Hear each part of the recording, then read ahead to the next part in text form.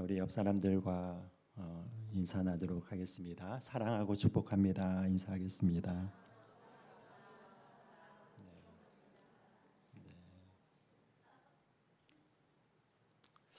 여러분, 날씨가 굉장히 더워졌는데 여러분 이 날씨 가운데서도 우리를 시원케 하시는 하나님의 사랑과 은혜 가운데서 이 모든 무더위를 이겨내시는 주님의 자녀들이 되기를 예수님의 이름으로 축복드립니다. 자, 오늘은 계속해서 기독교 에센스 이제 7번째 시간 이 성부 하나님에 대한 이 말씀을 우리가 나누도록 하겠습니다. 지난 시간은 이 삼위일체에 대해서 생각해 보았습니다. 여러분, 삼위일체는 어떤 것을 이야기를 합니까?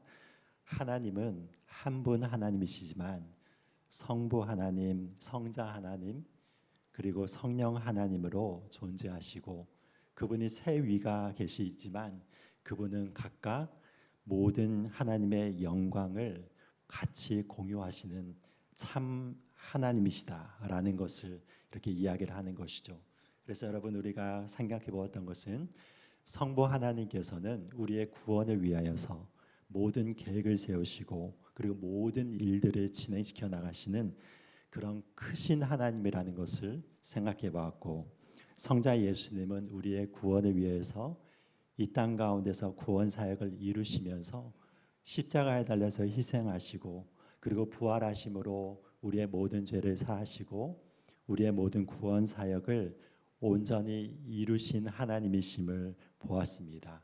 그리고 세 번째로는 성령 하나님께서는 그 구원의 예수 그리스도, 그 안에 나타난 하나님의 구원의 역사를 우리의 삶 가운데 적용하시고 예수님을 주님으로 영접하게 하심을 통하여서 우리가 구원을 받게 하시고 하나님의 자녀로서의 삶을 살아나가게 하시는 분, 바로 이것이 바로 성령 하나님의 주된 사역이다라고 이렇게 말씀을 드렸습니다. 이 모든 것이 바로 하나님께서 우리에게 주어주신 은혜 가운데서 이 삼위일체로 우리에게 허락하여 주셨기 때문에 우리는 이런 삼위일체 하나님 안에서 참 사랑을 배울 수가 있고, 하나님께서는 삼위일체 간에 누렸던 영원한 영광으로 우리를 초대하셔서 그 영광과 사랑을 누리기 위해서 하나님께서 이 인간을 창조하셨다라고 하는 이 말씀을 지난 시간에 살펴보았습니다. 자, 오늘부터 이게 시작하는 이 말씀은 바로 삼위일체 하나님의 한 분 한 분을 다시 살펴보면서 오늘은 성부 하나님, 그리고 다음 주는 성자 예수 그리스도, 그리고 그 다음 주는 성령 하나님이 어떤 분이신가에 대해서 우리가 잠시 생각하고 우리 말씀을 보는 시간을 갖도록 하겠습니다. 여러분, 하나님께서는 우리들에게 하나님의 그 본질을 계시해 주시는 것이죠. 하나님은 사실은 인간의 지혜로서는 알 수 없는 분이시기 때문에 하나님께서 우리들을 계시해 주시지 않고서는 하나님의 은혜를 온전히 알 수 있는 사람은 아무도 없는 것입니다. 그래서 하나님께서 우리들에게 어떻게 말씀해 주시는 것입니까? 여러분, 여기 바라보면은 우리가 읽은 이 말씀을 보면은 이렇게 성부 하나님에 대해서 이야기를 하고 있습니다. 자, 우리 17절과 17절 말씀 다시 한번 읽겠습니다. 시작. 온갖 좋은 은사와 온전한 선물이 다 위로부터 빛들의 아버지께로부터 내려오나니 그는 변함도 없으시고 회전하는 그림자도 없으시니라. 그가 그 피조물 중에 우리를 한 천매가 되게 하시려고 자기의 뜻을 따라 진리의 말씀으로 우리를 낳으셨느니라. 아멘. 아멘. 자, 여기에서 이 말씀을 바라보면은 성부 하나님께서 어떤 분이라고 이야기를 하고 있습니까? 성부 하나님이 바로 우리에게 무엇을 주시기를 원하신 분인가? 온갖 좋은 은사와 온전한 선물을 주시기를 원하시는 분으로 이렇게 나타나져 있습니다. 여러분, 그러니까 하나님은 우리의 아버지가 되어 주시기 때문에 아버지가 하는 가장 큰 역할이 무엇입니까? 여러분, 여러 가지 필요성에 대해서, 그 가정의 필요성에 대해서 공급하시는 분이시죠. 그래서 아버지가 여러분 여러 가지 열심히 일을 하여서 가장으로서의 역할을 감당하면은 그 수고를 통하여서 이 자녀들과 가족들이 온전한 그 은혜를 누리는 것과 마찬가지로 하나님께서는 우리들에게 그런 분이다. 하나님 아버지는 바로 그런 분이다라고 이야기를 하는 것입니다. 그래서 여러분 우리에게 주신 하나님의 은혜가 여러분 그 모든 좋은 것들은 하나님께로부터 받은 것이다라고 이렇게 이야기를 하고 있습니다. 그런데 여러분 여기에 보면은 그 하나님 아버지가 어떤 아버지라고 얘기를 하고 있습니까? 말씀을 보면은 빛들의 아버지다라고 이렇게 이야기를 하는 것이에요. 빛들의 아버지, 모든 빛들의 아버지다라고 이야기를 하는 것입니다. 여러분 하나님께서 이 천지를 창조하실 때 첫째 날에 무엇을 창조하셨습니까? 빛이 있으라 해서 빛을 창조하셨습니다. 그런데 희한하게도 여러분 해, 달, 별은 몇째 날에 창조를 하십니까? 넷째 날에 창조를 하십니다. 여러분 그러니까 이것이 잘 이해가 되지 않는 것이죠.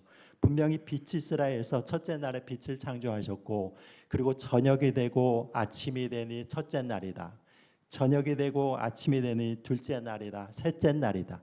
여러분 그렇게 얘기했는데 그런데 해, 달, 별은 언제 만드시면 넷째 날에 만드시는 것입니다. 그럼 우리가 이렇게 생각을 할 수 있죠.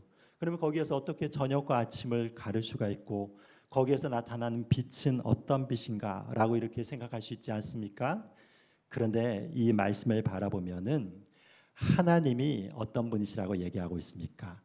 빛들의 아버지다라고 얘기하심을 통하여서 이 세상 가운데서 태양빛이 있기 이전에 이미 하나님께서는 빛들의 아버지로서 자기 자신이 빛의 근원으로 존재를 하신 분이다 라고 이렇게 이야기를 하는 것입니다. 그것이 왜 그 중요한 것입니까? 왜 하나님의 빛들의 아버지라고 이야기를 하는 것입니까? 여러분 이 물리학자들도 이야기를 하는 것이 무엇인가 하면은 이 모든 세상에 창조하는데 가장 먼저 창조가 되고 가장 먼저 존재하는 것이 빛이다라고 이렇게 이야기를 하는 것이죠. 그것은 여러분 세상 물리학자들도 그렇게 이야기를 하는 것입니다. 그런데 여러분 이 빛으로 말미암아 우리가 빛이 없으면 어떻게 되는 것입니까?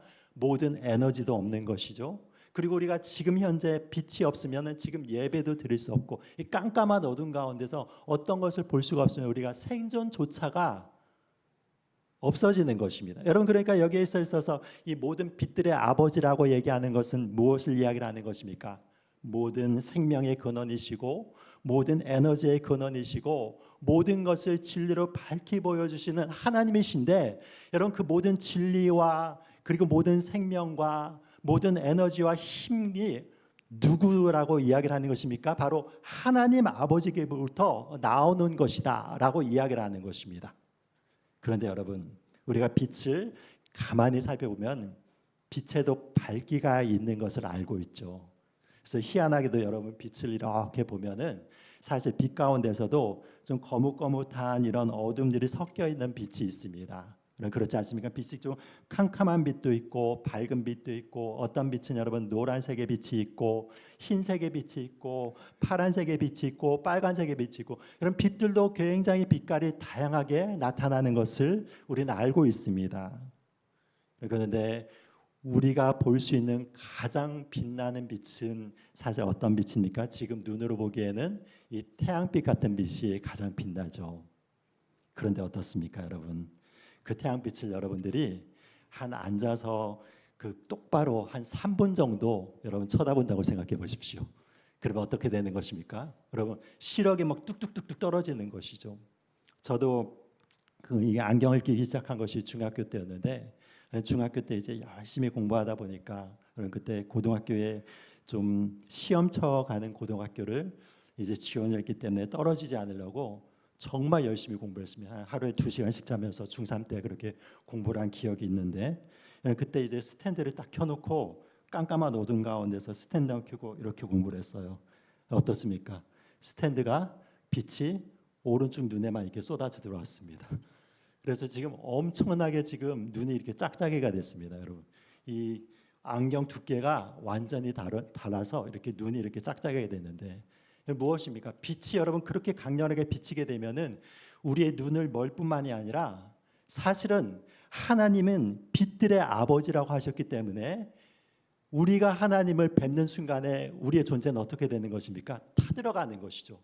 마치 태양에 가까이 가면 가까이 갈수록 모든 물체들이 태워지고 사라지듯이 사실은 여러분 하나님의 온전한 빛을 우리가 한 번이라도 보는 순간에 우리의 존재가 사라지게 되는 것입니다. 그분이 바로 하나님 아버지이고 빛들의 아버지라고 이야기를 하시는 것이요. 그분 가운데서는 또 어떤 이야기를 하는 것입니까? 그분은 변함도 없으시고 회전하는 그림이 없으시다라고 해서 여러분 우리가 볼 수 없는 놀라운 영광 가운데 빛 가운데 거하시는 하나님은 어떤 분이신가 하면 변함이 없으신 분이다라고 얘기를 하는 것입니다.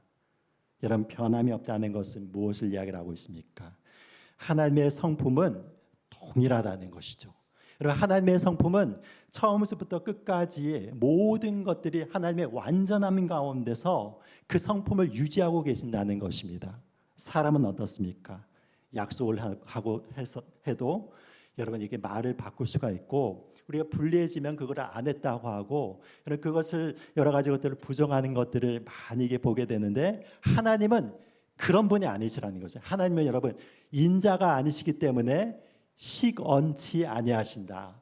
말을 이렇게 먹는 그런 분이 아니시라는 것입니다. 그래서 어떤 하나님이시면 하나님은 한 번 약속을 하시고 여러분들에게 한 번 말씀을 하셨으면 그것을 영원토록 지키시는 변함없이 신실하신 하나님이시다. 여러분 그것을 지금 이렇게 이야기를 하는 것입니다. 그러면서 그분은 회전하는 그림자도 없으시다라고 얘기를 하는 것이죠. 여러분 이것은 무엇을 얘기를 하는 것입니까?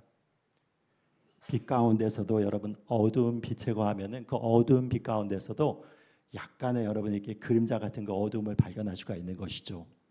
그렇지만 하나님은 온전한 진리의 빛 가운데서 거하시는 분이기 때문에 그분에서는 전혀 어두움이 없고 악이 없으시고 여러분 전혀 이게 부족함이 없으신 완전하신 하나님이기 때문에 그분 안에서는 어떤 어두운 그림자가 여러분 1점도 없으신 완전한 빛이시다라고 얘기를 하는 것입니다.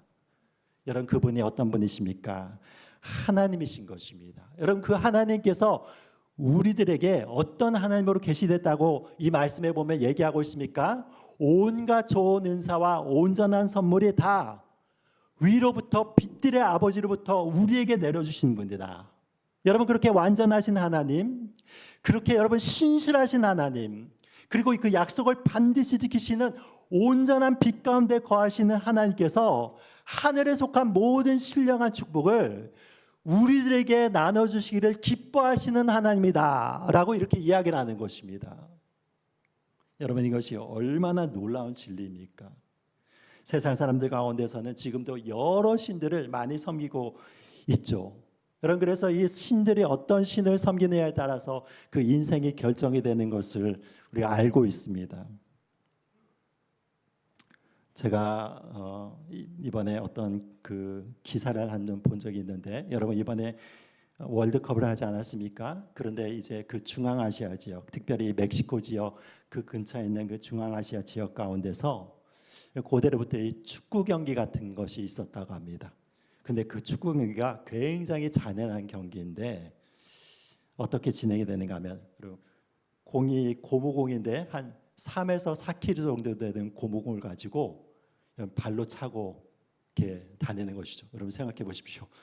고무공은 3-4kg 되는 것을 발로 차고 다닌다면은 뼈가 남아나겠습니까? 뭐 멍이 들고 한번 이렇게 맞게 되면은 뼈도 부러지고 피도 흘리게 되는 그런 경기를 하는 것이죠. 그러면서 그러니까 그 어떤 골대 비슷한 게 있어가지고 그것을 손을 쓰지 않고 한 5m, 6m가 되는 그 골대에 이렇게 골을 집어넣으면은 그 경기가 이렇게 끝나게 된다는 것입니다. 거의 불가능에 가깝죠. 그렇지만 어쨌든 그 경기를 하고 나서 거기에 하이라이트가 무엇인가 하면은 경기가 끝나고 나서 피해 제사를 드리는 것입니다. 진 사람들을 목을 치는 것입니다. 목을 쳐서 여러분 피를 뿌리는 거죠. 굉장히 끔찍하지 않습니까? 여러분 이런 일들을 왜 행하였는가 하면은 그때 고대 여러분 잉카 문명, 마야 문명 여러분 들어보셨죠?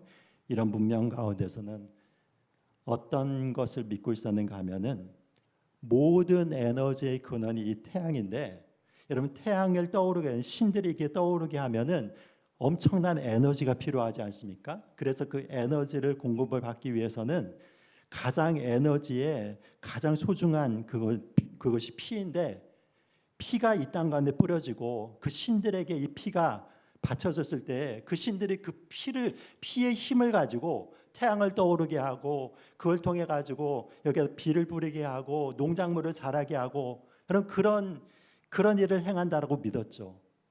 그러니까 어떻습니까?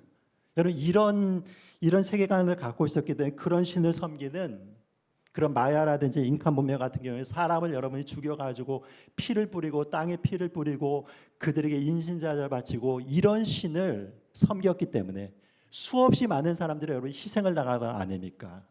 근데 여러분, 우리의 하나님은 어떤 하나님이라고 이야기를 하십니까? 여러분, 그런 우리의 피해 자살을 기뻐하시는 분이 아니라 오히려 하나님은 어떤 분이십니까? 우리를 위해서 그 가장 사랑하는 아들을 이 땅 가운데 보내셔서 무엇이냐면 그 우리의 희생을 대신해서 피를 흘려서 그 사랑을 입증하신 분이 바로 하나님 아버지시다라고 얘기를 하는 것입니다.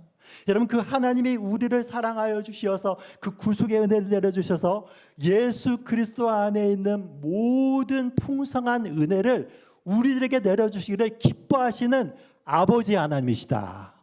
여러분, 그렇게 이야기를 하는 것입니다. 그래서 여기에서 이 말씀 가운데 어떤 이야기를 하는 것입니까? 18절 말씀을 바라보시면은 그가 그 피조물 중에 우리로 한 첫 열매가 되게 하시려고 자기의 뜻을 따라 진리의 말씀으로 우리를 어떻게 하셨다고 얘기하고 있습니까? 낳으셨느니라 라고 얘기했습니다. 여러분, 그 단순하게 하나님께서 우리를 이렇게 창조하셔서 만드셨을 뿐만이 아니라 여기에 표현을 바라보면은 분명히 하나님께서는 우리가 바로 피조물 중에 한 첫 열매가 되게 하시려고 하나님의 뜻을 따라 진리의 말씀을 우리를 어떻게 하셨다고요?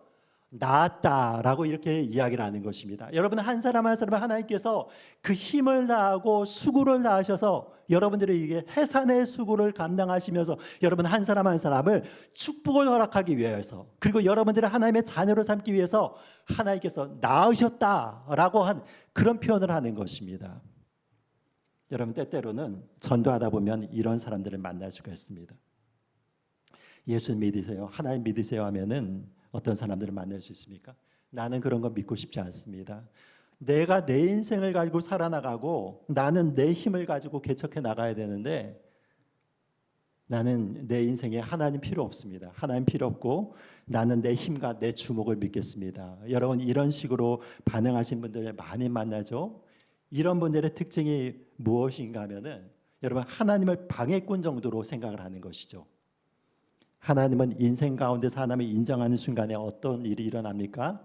나보다 더 뛰어나고 내가 복종하고 순종해야 될 그런 대상이 생기기 때문에 내가 무슨 일을 결정하면은 여러분 이분을 계속 하나님을 생각해야 되지 않습니까? 그러니까 인생 가운데서 좀 거침돌이 되고 내 인생 가운데 자유를 제한하게 되고 내가 내 뜻대로 살아나가지 못하도록 하나님께서 계속 막으시는, 어떻게 보면 이런 이 귀찮은 존재로 생각을 하는 것입니다. 여러분, 그런데 그렇지 않죠. 그것이 아니라 여기에서 말씀을 보면 어떻습니까? 하나님은 아버지시다 이야기를 하는 것입니다. 우리가 아이들을 이렇게 키우지 않습니까? 그런데 이 아이들이 키우기까지는 여러분 부모님의 수고가 계속 이어지는 것이죠. 어릴 적부터 여러분 이렇게 기저귀를 이렇게 갈고 그러면서 먹을 것을 주고, 그리고 또한 이 아이가 아플 때 같이 밤새 가지고 어머니가 그 아이를 돌보고 또한 아버지가 그 아이들을 이렇게 돌보고, 그러면서 여러분 그 아이가 어린 아이부터 기어 다닐 때부터 시작하여서 여러분이 이렇게 키웠기 때문에 우리가 이 자리까지 있는 것 아닙니까?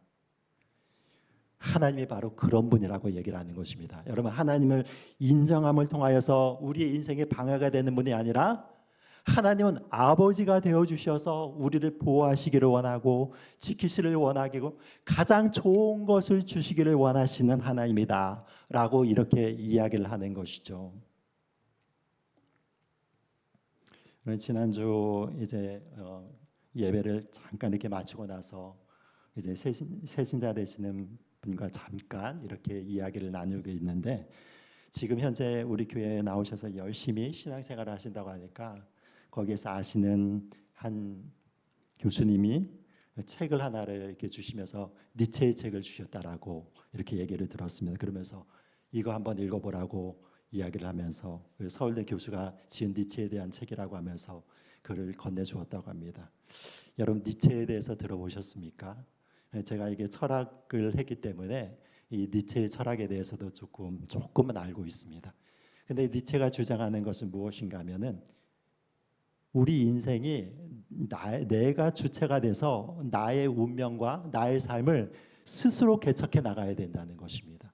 니체가 굉장히 유명한 말을 했죠. 어떤 말을 했습니까? 신은 죽었다라는 이런 얘기를 했습니다. 여러분 왜 그런 얘기를 했는가 하면은 신이 진짜 죽었다라고 그렇게 선언하는 것이 아니라 그 니체 이전까지의 시대까지는 서구에서 그 세계관이 기독교 세계관이 되지 않았습니까? 하나님을 믿고 섬기고 온갖 가도 성당이라든지 교회들이 그 유럽 가운데서 가득했는데 이제 계몽주의 사조가 들어서고 인간의 이성이 발달하게 되면서 스스로의 그 여러 가지 결정들을 하고 그리고 하나님의 이야기하는 이 말씀보다는 자기 이성을 통하여서 스스로 결정을 내리게 되는 그 시대가 왔기 때문에 더 이상은 어떻습니까?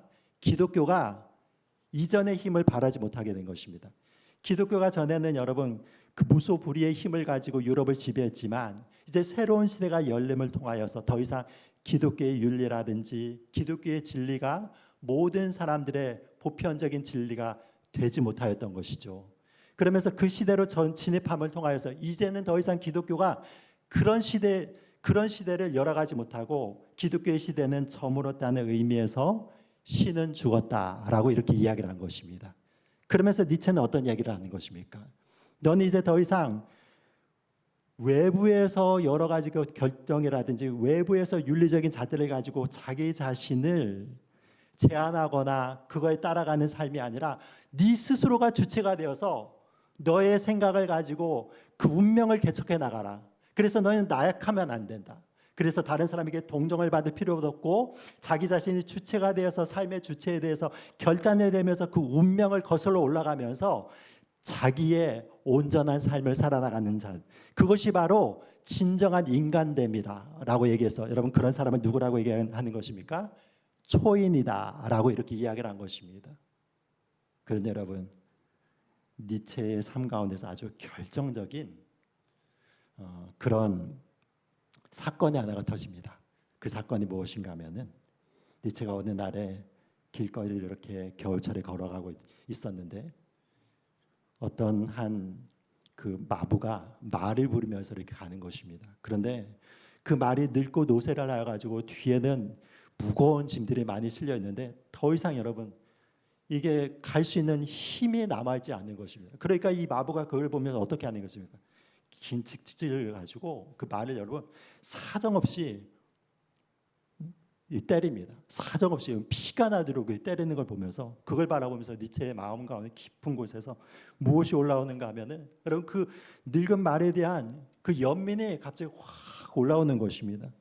그래서 거기에 가가지고 그 말을 끌어안고 이렇게 하지 말라고 하면서 그 말을 안으면서 엉엉 울면서 그때 니체의 모든 전 존재가 무너져 버린 것입니다.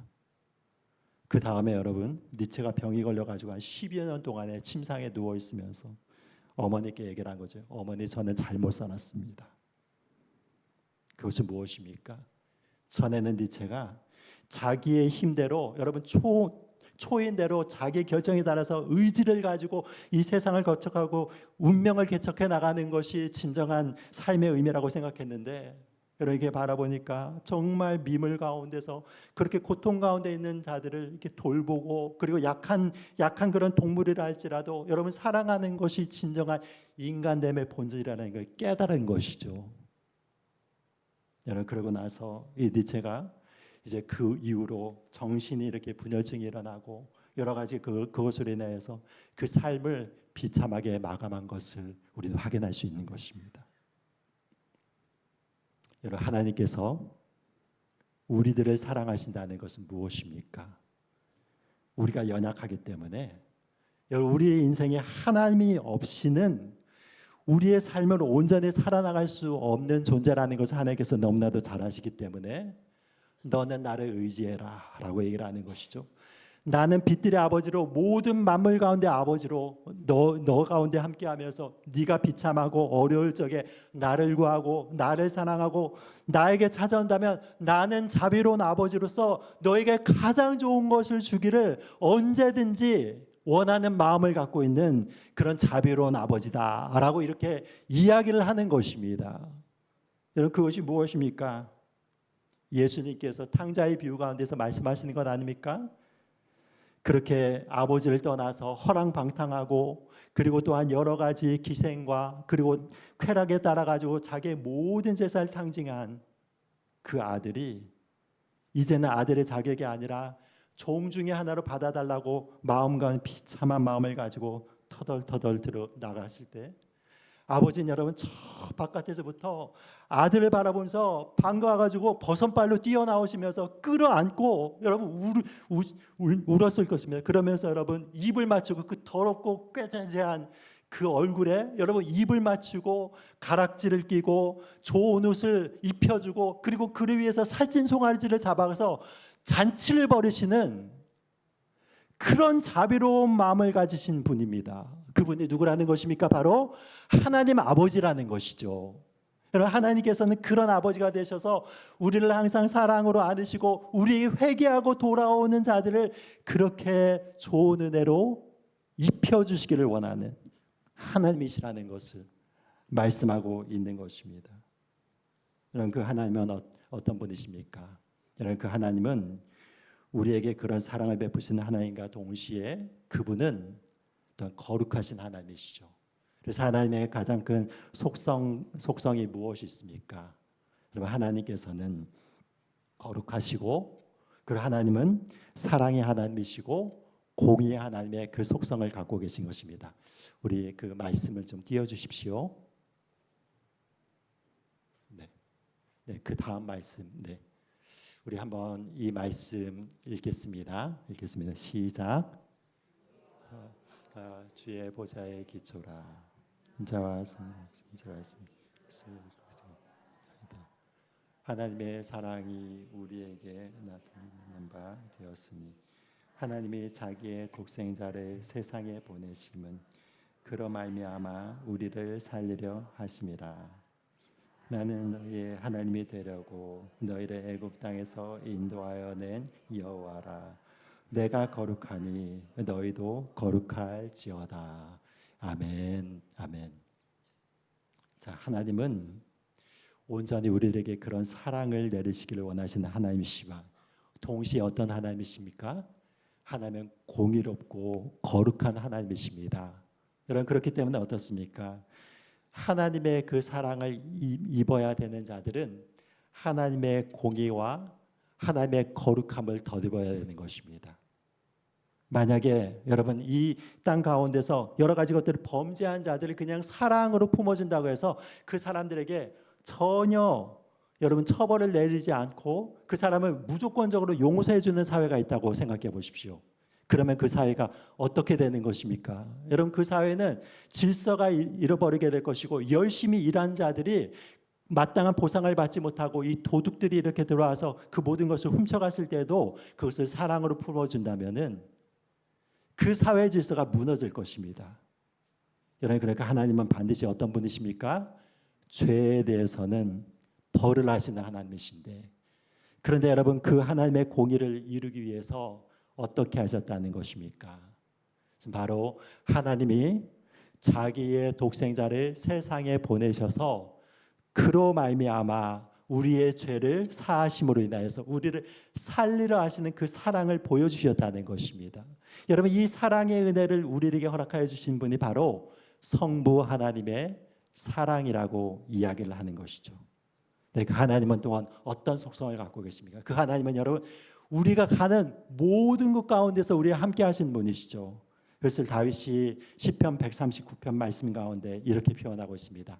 자, 우리 139편 말씀 보겠습니다. 자, 우리 읽겠습니다. 우리 같이 읽겠습니다. 시작. 내가 주의 영을 떠나 어디로 가며 주의 앞에서 어디로 피하리까? 내가 하늘에 올라갈지라도 거기 계시며 스올에 내 자리를 펼지라도 거기 계시나이다. 내가 새벽 날개를 치며 바다 끝에 가서 거주할지라도 거기서도 주의 손이 나를 인도하시며 주의 오른손이 나를 붙드시리이다. 아멘. 아멘. 자, 여러분, 이건 참 아름다운 이 시편의 말씀 가운데 하나죠. 다윗이 어떻게 얘기하고 있습니까? 내가 주님의 영을 떠나서 어디로 가고 주의 앞에서 어디로 피하리까? 여러분, 이게 어디로 가거나 피할 곳이 없다는 것이 왜 그러냐면 하나님은 모든 곳에 자기와 함께 동행하시기 때문에. 그래서 그것을 어떻게 표현합니까? 내가 하늘에 올라갈지라도, 그래서 하늘 높은 곳에 올라가서 하나님의 보좌 앞에 있을지라도 거기에도 하나님께서 계시고, 수월의 내 자리를 펼지라도, 죽음에 이르러 가지고 사망 가운데 거하고 있는 그런 수월 가운데서도 거할지라도 하나님은 거기도 계시고, 여기 보면 어떻습니까? 새벽 날개를 치며 바다 끝에 가서 거주한다. 새벽 날개가 무엇을 얘기하는 것입니까? 여러분들이 이제 바다에 가가지고 해돋이를 보신 적이 있으시죠? 그러면 이제 새해 같은 데 돼서 해돋이가 되면서 태양이 탁 떠오르기 전에 어떻게 됩니까? 그 떠오르기 전에 여러분 물결 가운데서 어슴푸레하게 붉은 빛이 쫙 감돌기 시작하는 것이죠. 그래서 태양이 고개를 빼꼼 내미는 순간에 어떻게 되는 것입니까? 그 물을 중심으로 해서 여러분 빛이 표면 가운데서 갑자기 쫙 펼쳐지면서 반짝반짝 빛나게 되는 그 순간이 있습니다. 여러분, 그것을 무엇이라고 얘기를 하는 것입니까? 새벽 날개라고 얘기를 하는 것입니다. 그러니까 순식간에 여러분 태양이 떠오르는 순간에 그 바다의 표면에 쫙 펼쳐지고 있는 여러분 그 찰나의 순간 가운데 그 속도를 가지고 여러분 어디에 가서 도망간다 할지라도 그곳 가운데서 거주한다 하더라도 하나님은 어떻게 하신다는 것입니까? 거기에도 계셔서 나와 함께 계신다. 그러면서 어떻게 얘기합니까? 거기서도 주의 손이 나를 인도하시면서 주의 오른손이 나를 붙드시리다 라고 얘기를 하는 것입니다. 여러분, 우리의 인생들이 힘들고 우리의 인생들이 여러분 계속해서 요동하고 있는 이유가 무엇입니까? 이 하나님의 붙드심의 은혜, 여러분 우리와 함께 하시는 하나님의 그 사랑을 우리가 진정으로 느끼지 못하기 때문에 그렇죠. 그렇지만 하나님은 어떤 분이십니까? 항상 우리와 함께 하시는 분이십니다. 여러분, 우리가 힘든 어려움과 고난 가운데 있지만 하나님은 그대로 계신 분이시죠. 제자들이 폭풍 위에 바다를 치면서 건너갔을 때 예수님은 거기에서 어떻게 하셨습니까? 베개를 이 팔을 베고 주무시는 장면들이 나타나고 있죠. 여러분, 그 상상이 잘 안 되죠. 막 파도가 쳐가지고 배가 막 이렇게 위아래로 해가지고 배가 뒤집어지는 순간이고 막 물이 들어오는 순간인데 여러분 거기에서 예수님이 주무시는 것입니다. 왜 그러셨겠습니까? 왜 예수님이 거기에서 주무셨겠습니까? 예수님은 여러분 거기에 아무리 파도가 치고 그래도 자기 자신이 파도가 어쩔 수 없다는 것은 너무나도 잘 아시는 것이죠. 그러니까 어떻습니까? 뭐 파도가 치든지 바람이 불든지 배에 물이 들어오든지 상관없이 예수님은 그 안에서 평안히 주무실 수가 있는 것입니다. 그런데 예수님과 함께한 제자들은 어땠습니까? 제자들은 여러분 이리 뛰고 저리 뛰면서 막 배에 막 물을 이렇게 퍼고 나르고 막 그러다가 나중에 일이 안 되니까 예수님이 잠을 주무시고 계시는 거 보니까 화가 났죠. 제자들이 막 깨웁니다. 그러면 예수님, 우리가 죽게 된 것을 왜 돌아보지 않으십니까? 하면서 그건 무슨 얘기를 하는 것입니까? 이 파도와 바다를 잔잔하게 해달라고 얘기하는 것이 아니라 우리가 지금 이렇게 노력하고 있는데 예수님이라도 오셔가지고 좀 같이 물을 푸고 같이 일을 하시면서 같이 살아야 되지 않겠습니까? 여러분, 그런 식으로 생각하는 것이죠. 그것이 무엇인가 하면은 예수님의 수준과 제자들의 수준인 것입니다.